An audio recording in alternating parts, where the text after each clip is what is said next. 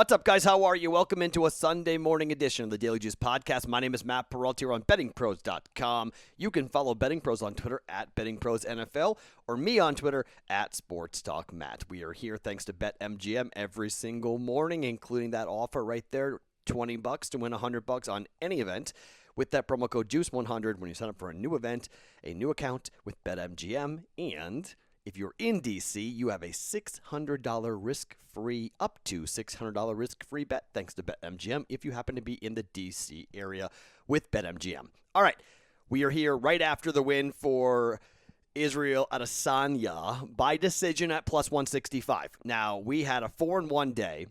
We almost swept it. We had 2 of the 3 legs with the parlay, right? We got the win for Edwards and the win for Adesanya, and Brendan Moreno kind of screwed that up for us, but congrats to that kid. Great win, great submission. We got that right inside the distance.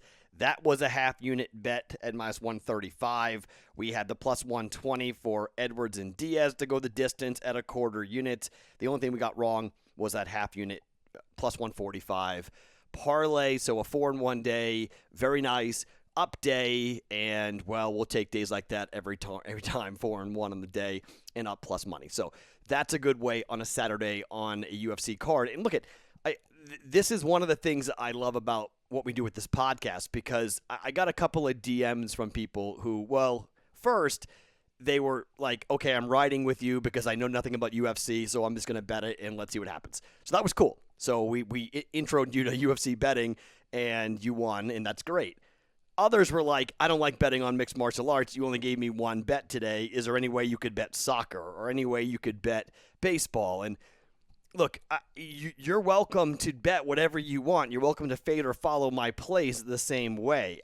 I'm just telling you what I'm betting, and you can do what you want with that information. Now, I told you before, like baseball, I'm not going to get into it because we've got all of July and we have all of August to bet baseball every day. And I'm not really looking forward to that. To be totally honest, I'm not all that excited about betting baseball like that. Now, we'll probably be betting a lot of the yes and no first inning runs and first fives and other strikeout props and other stuff like that. We'll get exotic and bet on baseball, but last night's what I like doing. We bet basketball. We had the over for the Clippers and the Utah Jazz. That was nice. We got that.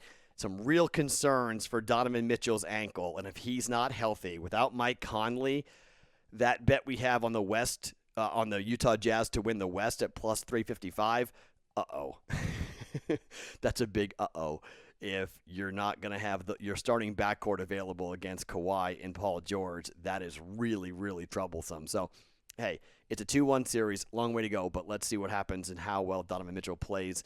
Most likely they're going to tie it up here and send it back to Utah 2-2, and getting Conley and getting Mitchell ready to go for games 5, 6, and 7 may be the priority for the Utah Jazz, and I wouldn't really blame them for that given that they have the lead. So maybe you can hang on here, just kind of punt on game 4, and then go and play 5, 6, 7, and hopefully you win 2 out of the 3 to win the series. You do have home court advantage still. You do have a game 7 at home, which would be big, but the Clippers are a tough team, so watch that injury for sure for Donovan Mitchell. But we got that over right, which was nice. And I have 2 NBA plays today, and I have 1 NHL play today going on the podcast. I will do player props today because we have 2 games. That's kind of how my rule has been, that if there's just 1 game, I'm not going to do player props.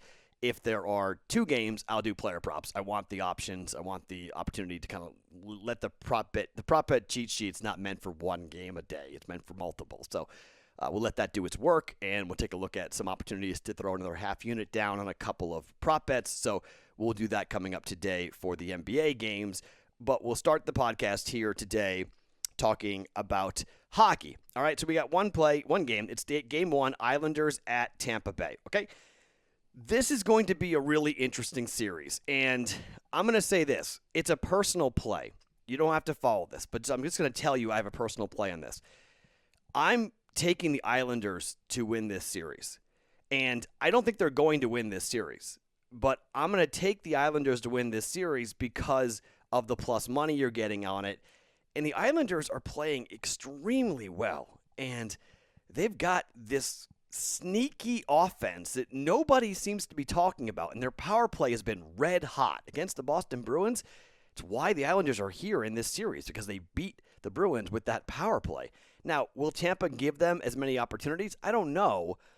But if New York gets a couple of power plays, you got to think that they're good for a goal or more on the power play here. And look, Tampa's a real tough place to go out and play, but I think people are sleeping on this Islanders offense, and we know what Tampa can do. My gosh. And the over has been hitting consistently here. And, I mean, the over is 5-1-1 in the Islanders' last 7 games. And Tampa plays as wide open as anybody in the NHL. They're like Colorado. They just skate, they score, their power play is so nasty. I don't think the Islanders are going to play this like complete shell. And I don't think they're going to slow down here. So while I lean Tampa to win game 1, I was really surprised to see over 5.5 goals at plus money, at plus 120. And, I mean, look, the games have been going over a ton for the Islanders. Now, for Tampa, their games have been going under a ton, like a lot. So, I mean, 5-0 in their last 5 games following a win. The under has come in here. So it's a little bit like, but the over is 5-2 in the Lightning's last 7 games as a home favorite. And it's 5-2 in their last 7 home games overall. I just think if you look at the Islanders and the way the over has come in here, and you look at the firepower for Tampa and how people are sleeping on the Islanders' power play, I think we're going to see more goals scored in this series than people think. I don't believe this is going to be Barry Trotz just like sitting down hoping to win 1-0 against Tampa Bay. I don't think you win that series that way. I mean, frankly, I just don't think you can win it. I think you have to be more aggressive. I think you have to be more open to, trying your best to win the division or to win the battles to get to the Stanley Cup. I mean, this is the, semifinal of the Stanley Cup. I don't think you're going to beat Tampa Bay 1-0, 2-0. I think you're going to have to score a couple of goals minimum here. And again, the Islanders can score 2-3 goals themselves. And what we're hoping for is sort of like a 3-2 game with an open net late, or a 3-3 game and we're hitting it easily, right? And it goes way over. I just think that we have real potential. Now, obviously, if this number comes down to 5, it's not 5 for me. But at any point you see 5, bet over, hammer it, okay? Pay the juice, whatever it might be. I get plus money at plus 120 on over 5.5. If people are betting the under, if the pros bet the under and drive this thing down to 5, hammer the over, pay the juice, and take it, okay? You got a massive push potential and a real good shot that you're going to cash. It's going to go over. So I'm comfortable laying over 5.5 at plus 120. Because I think the Islanders are going to score. I know you got good goaltenders here. Varlamov's probably in net. Vasilevsky's been incredible. But I do think the Islanders' power play is good enough to get a couple of goals here. And it's probably a 4-2 win for Tampa. But I'm taking the over 5.5 goals here at plus 120 for this game. And like I mentioned, I mean, shop around, find the best odds here as to what you're going to find from a series price perspective. But I wouldn't put a lot of money down on it. But I think there is value on betting on the Islanders at plus 225, at plus 250. There's value there on the Islanders if you want to have a little extra here on this series to sprinkle on the New York Islanders to win the series. Again, personal play, not a official play, but I don't hate that simply because I do think you're going to see the Islanders in this series. I don't think this is a quick series. This is 5-6 games minimum, maybe a 7-game series. The Islanders are tough. They are a tough team. They're red hot. They're playing really, really well. Tampa's tremendous. They're probably going to win the series, but I'm not going to put it past the Islanders to make it to the Stanley Cup with the way that they're playing, the way their goaltending is playing, and the way they're scoring. I mean, people are sleeping on this offense for the Islanders. For whatever reason, the books have not adjusted to what's happened with this Islanders offense and their power play in particular. So over 5.5 at plus 120 is the first play of the day. Okay, let's talk the 2 NBA games. Let's go Brooklyn and Milwaukee. For both games, here is what's happening. Road favorites in the NBA playoffs, 11-3. Okay, 11-3. Brooklyn played like garbage, and they nearly won Game 3. Milwaukee could play better, but I'm not so sure. Look, neither team could hit the broadside of a barn in Game 3. It was really ugly. I'm staying away from a total here, but I got the Brooklyn Nets at minus 1.5. The Brooklyn Nets have been on a ridiculous cover streak. Going back to the 8th of May, the Brooklyn Nets have only failed to cover once. That was against Boston in Game 3, where they were 7-point favorites and they lost by 6. Every other game they have covered by 2, 3.5, 7.5, 3, 1, 2.5, 13, 6.5, 5, 1.5, 4.5, 41.5 a point, a hook in the last game. They've covered 5 in a row, and they've covered, 12 of the last 13 games for the Brooklyn Nets to have covered. Okay? Brooklyn's the better team. That Game 3 was the game for Milwaukee, much like Game 3 was the game for Boston. Okay? Very similar, right? Boston won Game 3. It's like, ooh, it might be a series. Not going to be a series. Nets, -1.5, road favorite, 11-3. I think they go to 12-3 against the number. Road teams favored in the NBA playoffs. It's just sort of one of these trends that I'm going to ride on the road this year. The Brooklyn Nets are 21-18. At home this year, Milwaukee is 19-20. They have failed to cover over the last 3 games. 4 and 6 over the last 10. Brooklyn 9-1 in 12 of the last 13 they have covered. I'm riding with Brooklyn here, -1.5. Popular play. The number's going to rise. Get it when you can. The whole world's going to be on Brooklyn. I get it. Fine. Don't care. Riding with the Nets. And then the last play of the night, let's talk about the Suns and the Denver Nuggets. Phoenix up 3-0, and Denver is down 0-3 at home. Phoenix favored by 3. On the road this year, Phoenix 22-16-2 to the number. Denver at home this year is 18-22 to the number. They have covered just 4 times in their last 10, 2 times in the last 5, and lost 3 consecutive games. Phoenix has covered 6 consecutive games. They've covered by 16, 19, 11, 16, 25.5, and 14.5. Okay? Are they due? Yep. Could they lose tonight? Yep. Do I think they're going to? Nope. They're down 3-0. No team in NBA history has come back from a 3-0 deficit. You think this Nuggets team is going to do that? Oh, wait, Matt, but they came back in the bubble down 3-1 twice with Jamal Murray. Okay? I've been saying this on my radio show for a while.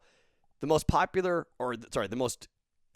valuable player on the Nuggets, Jamal Murray, not Nikola Jokic. Jokic won the MVP, okay? Because of his stats, not because of what he means to his team. His team's about to get swept.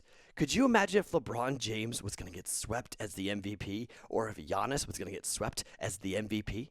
Could you imagine the hit pieces coming out?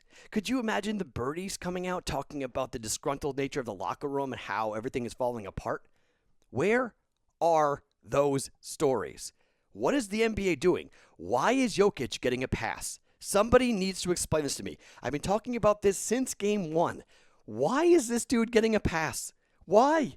Why is nobody roasting this guy? Why? Because he scored 30 points and grabbed 20 rebounds, and oh my God, he had a 30, 20, and 10 game in a blowout. So he padded his stats in a blowout. Oh, he's a center though, Matt. What do you want him to do? That's why he's not the MVP, right? Can we all agree on that? If that's your answer, well, it's the position he plays. That's why. I mean, what do you want him to do? What do you want LeBron to do? What did you want Michael to do? What did you want Russell Westbrook to do? What did you want any of the other MVPs that won this award when they get swept out of the postseason, which I do think their year ends today? What then? What then? You're not beating Chris Paul. The argument for Chris Paul to be the MVP is a hard one to make. But in this series, and I'm seeing a bunch of these guys who are NBA writers who are saying, I'm so tired of the Jokic hate. I'm so tired of all this talk.